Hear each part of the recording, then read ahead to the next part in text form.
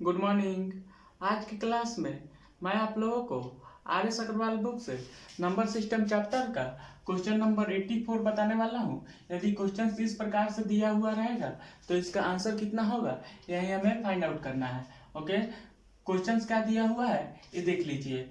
Okay, 127 के power 127 plus 97 के power 127 तथा 27 के पावर 97 प्लस 97 के पावर 97 का उभयनिष्ठ गुणनखंड क्या होगा। ओके, यानी कि हमें फैक्टर निकालना है। ओके, कि इस दोनों का कॉमन जो है फैक्टर क्या होगा यही हमें फाइंड आउट करना है। ओके, तो यह क्वेश्चंस बनाने के लिए आपको कुछ कंसेप्ट मालूम होनी चाहिए। सबसे पहला कंसेप्ट क्या है ये देखिए, x के पावर n माइनस y के पावर n सदैव x माइनस वाई से पूर्णतः विभाजित होगी। ओके, वैसे ही x के पावर n प्लस y के पावर n जो है वह सदैव x प्लस वाई से हमेशा विभाजित होगी। यानी कि यदि क्वेश्चंस x के पावर n प्लस y के पावर n के रूप में दिया हुआ रहेगा तो वह जो है सदैव x प्लस वाई से पूर्णतः विभाजित होगी। ओके, और यदि क्वेश्चंस x के पावर n माइनस y के पावर n के रूप में दिया हुआ रहेगा तो वह सदैव जो है वह x माइनस वाई से पूर्णतः विभाजित होगी। ओके, यानी कि आप ऐसे समझ सकते हैं कि यदि x के पावर n प्लस y के पावर n दिया हुआ है तो यह सदैव x प्लस वाई से विभाजित होगी। ओके, तो x प्लस वाई जो है वह गुणनखंड है किसका, x के पावर n प्लस y के पावर n का। ओके, यानी कि हम ऐसे कह सकते हैं कि यदि x के पावर n प्लस y के पावर n के रूप में कोई भी क्वेश्चन दिया हुआ रहेगा तो यह सदैव किससे विभाजित होगी, x प्लस वाई से सदैव विभाजित होगी।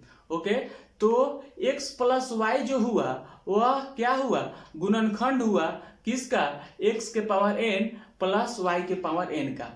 ओके, तो सबसे पहले इसको मैं लिख देता हूं, हालांकि इसको मैं कल भी बताया था, देख लीजिए यहाँ पे।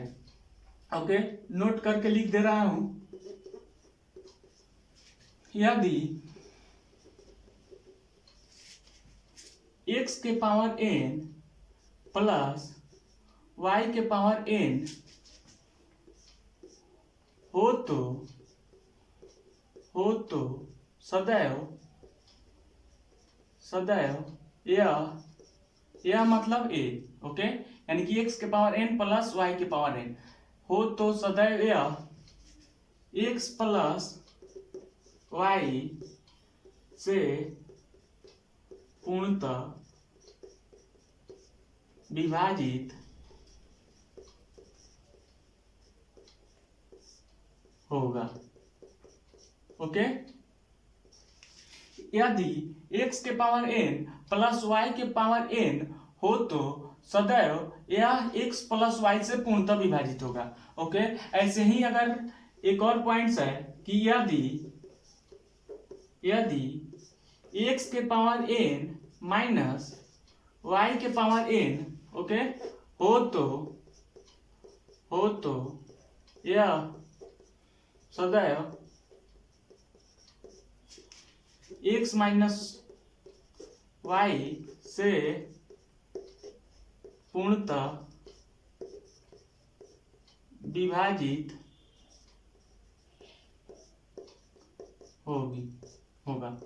ओके, यानी कि यदि क्वेश्चन जो है x के पावर n प्लस y के पावर n के रूप में हो तो यह जो है x प्लस वाई से विभाजित होगा, और यदि क्वेश्चन x के पावर n माइनस वाई के पावर n के रूप में दिया हुआ रहेगा तो यह सदैव जो है x माइनस वाई से पूर्णतः विभाजित होगा। ओके, अब देखिए समझने वाली बात क्या है कि यदि जो है x के पावर n प्लस वाई के पावर n जो है वह डेफिनेटली x प्लस वाई से पूर्णतः विभाजित होगा। ओके, तो यहाँ पे x प्लस वाई जो है यह क्या है, इसका गुणनखंड है, यानी कि इससे जो है यह पूर्णतः विभाजित हो रहा है। यानी कि x प्लस वाई से x के पावर n प्लस वाई के पावर n पूर्णतः यदि विभाजित हो रहा है ओके, तो x प्लस वाई क्या होगा, यह जो है गुणनखंड होगा किसका, x के पावर n प्लस वाई के पावर n का।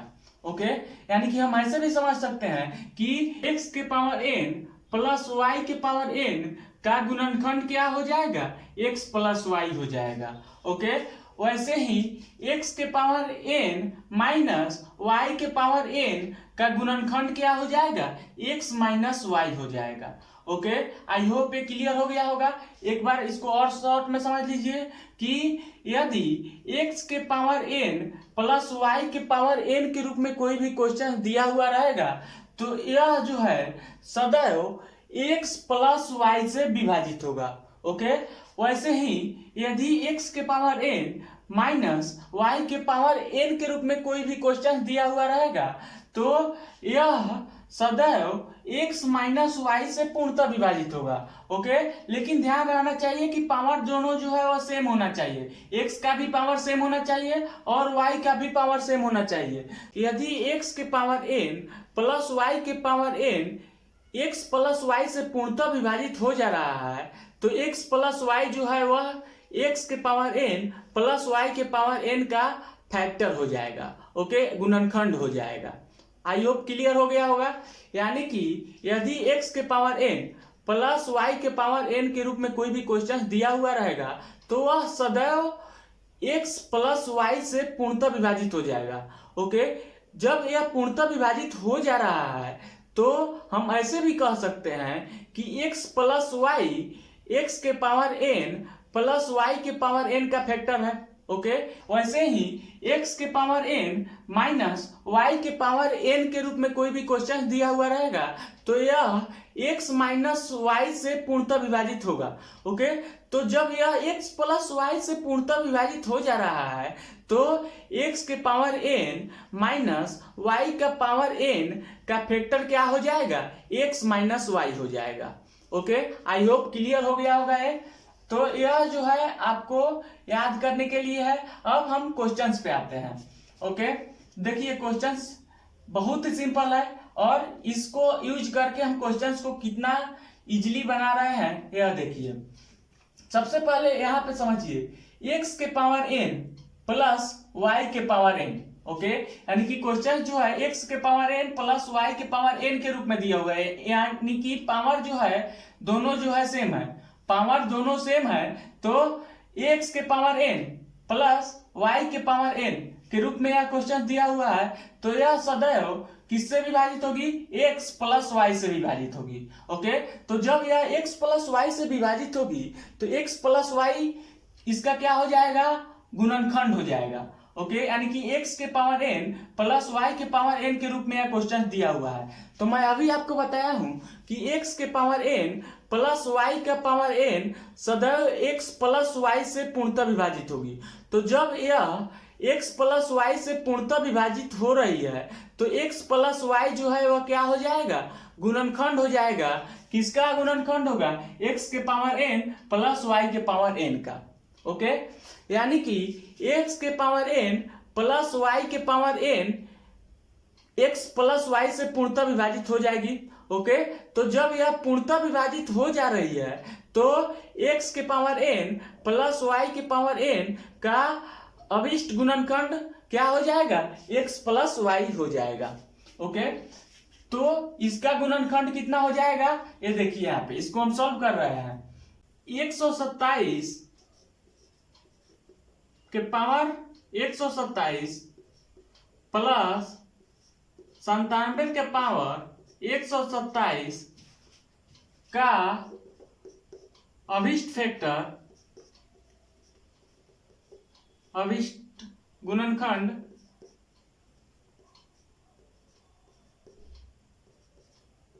अभिष्ट गुणनखंड कितना होगा। अभी मैं आपको बताया हूं कि 127 के पावर 127 दिया हुआ है प्लस 97 के पावर 127 दिया हुआ है तो यह जो है x के पावर n प्लस y के पावर n के रूप में है तो इसका फैक्टर यानी कि इसका गुणनखंड कितना हो जाएगा, 127 प्लस 97 हो जाएगा। ओके, तो 127 के पावर 127 प्लस 97 के पावर 127 का अभिष्ट गुणनखंड कितना होगा, अभिष्ट गुणनखंड 127 प्लस 97 होगा। ओके, देखिए इसको मैं लैंग्वेज में बना रहा हूं ताकि आप समझ सके। ओके, यानी कि x के पावर n प्लस y के पावर n सदैव x प्लस वाई से विभाजित होगा। तो जब यह x प्लस वाई से विभाजित हो रहा है तो x प्लस वाई जो है वह क्या होगा, फैक्टर होगा किसका, x के पावर n प्लस y के पावर n का। ओके, तो 127 प्लस 97 किसका फैक्टर हो जाएगा, 127 के पावर 127 प्लस 97 के पावर 127 का। आई होप ये क्लियर हो गया। अब हम इसको ऐड कर ले रहे हैं। ओके, तो ऐड करने पे कितना हो रहा है, देखिए 7 और 7 14, 4 कैरी हुआ 1, 9 और 2 11 और 1 12 कैरी हुआ 1 और कैरी 1 2। ओके, यानी कि इसका योगफल कितना हो रहा है, 224 हो रहा है। ओके, यानी कि 127 के पावर 127 प्लस 97 के पावर 127 224 से पूर्णतः विभाजित होगी। ओके, तो 224 जो है यह इसका क्या हुआ, फैक्टर हुआ। आई होप ये आपको समझ में आ गया होगा। यानी कि 127 के पावर 127 प्लस 97 के पावर 127 का फैक्टर क्या हो जाएगा, 224 हो जाएगा। और 224 से यह जो है पूर्णतः विभाजित होगी, तो इसलिए 224 जो है इसका क्या हो गया, फैक्टर हो गया। आई होप ये आपको समझ में आ गया होगा। एक और टर्म दिया हुआ है यहाँ पे 127 के पावर 97 प्लस 97 के पावर 97, यानी कि यहाँ पे भी x के पावर n प्लस y के पावर n के रूप में दिया हुआ है। तो इसका फैक्टर क्या होगा, इसका फैक्टर भी x प्लस वाई ही होगा। ओके, तो यहाँ पे देखिए 127 के पावर 97 प्लस 97 के पावर 97 का गुणनखंड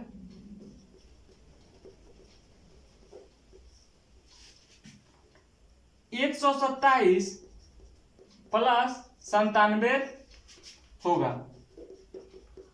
ओके, यानी कि यहाँ पे भी x के पावर n कुछ भी दिया हुआ है, n से हमें मतलब नहीं है। ओके, यहाँ पे जो है n के रूप में 127 दिया हुआ है और यहाँ पे n के रूप में जो है 97 दिया हुआ है। ओके, तो n से हमें मतलब नहीं है, हमें जो है x और y से मतलब है। ओके, तो x के जगह पे 127 दिया हुआ है और y की जगह पे 97 दिया हुआ है, तो इसका योगफल कितना हो जाएगा, 127 प्लस 97 हो जाएगा।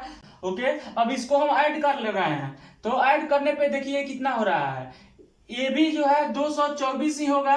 ओके, क्योंकि यहाँ पे 127 प्लस 97 को ऐड किया है तो 224 आया है, तो यहाँ पे भी 127 प्लस 97 को ऐड करेंगे तो कितना हो जाएगा, 224 ही होगा। ओके, आई होप ये आपको समझ में आ गया होगा। अब देखिए यानी कि दोनों का योगफल जो है कितना हो रहा है, 224 हो रहा है। ओके, तो उभयनिष्ठ गुणनखंड निकालना है। ओके, यानी कि इसका गुणनखंड कितना निकल गया, 224 निकल गया, और इसका गुणनखंड कितना निकल गया, 224 निकल गया। तो इस दोनों का हमें उभयनिष्ठ गुणनखंड निकालना है, यानी कि कॉमन दोनों में क्या है वही हमें निकालना है। तो यहाँ पे भी जो गुणनखंड निकला है वह 224 निकला है, और यहाँ पे भी गुणनखंड जो निकला है वह 224 निकला है। तो दोनों का गुणनखंड जो है वह 224 और 224 ही है। तो उभयनिष्ठ गुणनखंड यानी कि कॉमन गुणनखंड क्या हो जाएगा, 224 ही होगा। ओके, यानी कि उभयनिष्ठ गुणनखंड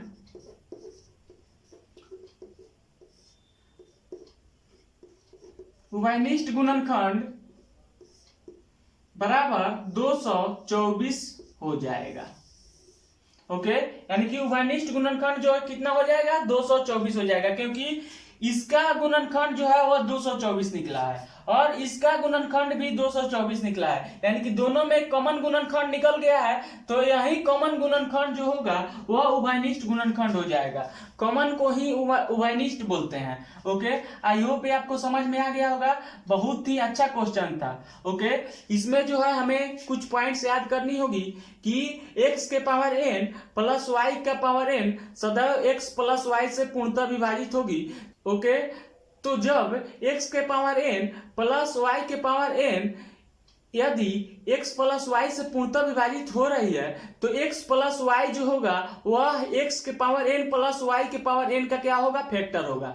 ओके, वैसे ही x के पावर n माइनस वाई के पावर n सदैव x माइनस वाई से पूर्णतः विभाजित होगी। ओके, तो जब यह पूर्णतः विभाजित होगी तो x के पावर n माइनस वाई के पावर n का फैक्टर x माइनस वाई हो जाएगा। ओके, आई होप ये आपको समझ में आ गया होगा। ये जो है आपको समझने के लिए है। ओके, इसके द्वारा ही हम लोग इस क्वेश्चंस को सॉल्व किए हैं। ओके, अदरवाइज इसको सॉल्व करना बहुत ही मुश्किल होता। ओके, तो इसका अविष्ट गुणनखंड x प्लस वाई यानी कि x प्लस वाई को ऐड करने पे 224 हो रहा है और इसका गुणनखंड जो है वो कितना हो जा रहा है, x प्लस वाई यानी कि 127 प्लस 97 यानी कि 224 इसका भी हो रहा है। तो दोनों का अविष्ट गुणनखंड यानी कि उभयनिष्ठ गुणनखंड जो है वो कितना हो जाएगा, 224 हो जाएगा। ओके, आई होप ये आपको क्लियर हो गया होगा। ओके।